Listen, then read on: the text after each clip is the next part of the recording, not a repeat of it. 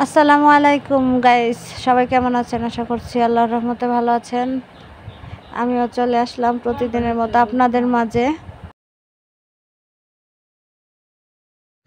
আমরা নকশি পিঠা বানাইতে বসছি।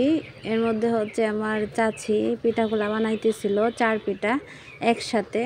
তাই ভাবলাম যে আপনাদের সাথেও শেয়ার করি। উনি আগের সিস্টেমে হচ্ছে পিঠাগুলা তৈরি করতেছিলেন, তাও দেখেন কত সুন্দর। আর চিন্তা করলাম যে না, আপনাদের সাথে শেয়ার করতে হবে, মানে আপনারা মিস করবেন এত সুন্দর পিঠাগুলা।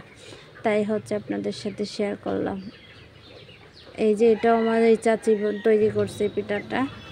তো আমি আপনাদের সাথে এই 3-4টা পিঠা শেয়ার করতে পারবো, বেশি পিঠা শেয়ার করতে পারবো না, কারণ হচ্ছে ক্যামেরা ধরার মতো কেউ ছিল না। আমি নিজেই হচ্ছে ভিডিওগুলো করি, আর এই পিঠাটা আমি নিজে তৈরি করছি। তাই হচ্ছে আমি কিছুটা ভিডিও ক্লিপের মাধ্যমে তুলে দেখাইলাম।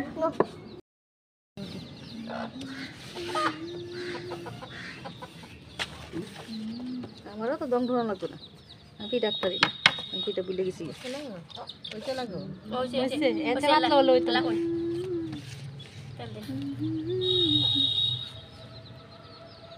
পিঠা বুলে গেছি মায়া আস্তে আস্তে বানাই না, আমি কত বছর ধরে পিঠা বানাই না, খবর আছে। আমি হানাইছি দেখি এখন পিঠা একটু একটু গুতা গাতা দিই। আমি পিঠা 100 পিঠা বানাই, আমার মাথা ব্রেনে পিঠা ফুল হয়ে না বুঝলে কি। আমার কটা কাটে দিতে না, আমারটা বানাই দেন, জানে ইয়া বানাইবেন কেজুর কাটো। হ্যাঁ, অসুবিধা নেই, ওই কাছে বানাতো। কারণ বেশিটা জামাই শেষ করে দিয়েছি।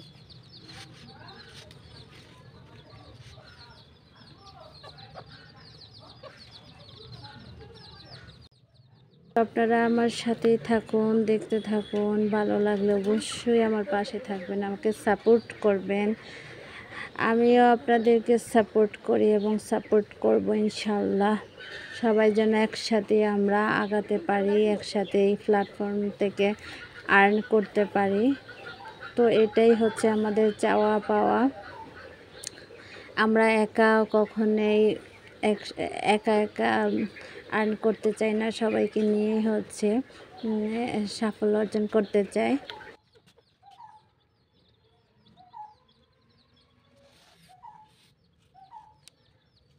খারাপ বুদ্ধি থাকা যাবে না, একে অপরকে অবশ্যই সাপোর্ট করতে হবে। যাই হোক, অনেক কথাই বলে ফেললাম। আপনারা আমার ভিডিওটা ধৈর্য সহকারে দেখবেন।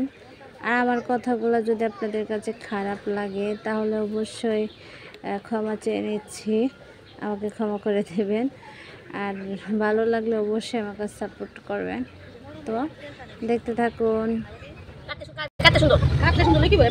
তেল হাই পিঠা মধ্যে খাইলাম, এটা সুন্দর হয়েছে। কি গো, একটু তরকারি খাইলো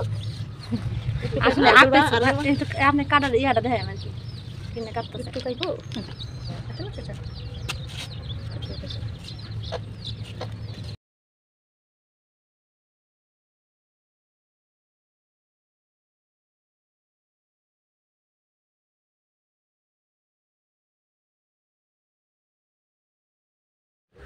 আমার চাচি এই 4 পিঠাটা বানাইতেছিল, আর এর ফাইনাল লুকটাই আপনারা এখনই দেখতে পারবেন। কতটা সুন্দর পিঠাগুলা, 4 পিঠা।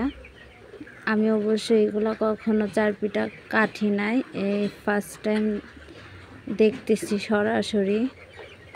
তো আমিও আরেকদিন পিঠা কাটার সময় ভাবে 4 পিঠা কাটবো। এই যে পিঠার ফাইনাল লুক, কতটা সুন্দর, একসাথে 4 পিঠা হয়ে গেছে। তাহলে সময়ও কিন্তু সাশ্রয় হলো।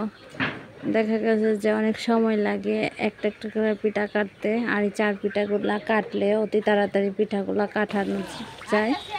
আর এখন দেখেন এই পিঠাগুলো সবগুলাকে ভেজে নেওয়া হচ্ছে।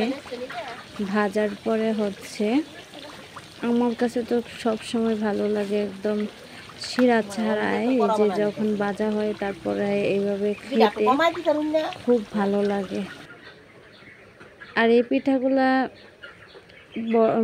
কিছুদিন রাখা যায় খুব সুন্দরভাবে, যদি একটা পাতিলের মধ্যে ঢেকে ভালোভাবে ঢেকে অনেক দিন রাখা যায়। তো আজকের মতো বিদায় নিচ্ছি, আল্লাহ হাফিজ।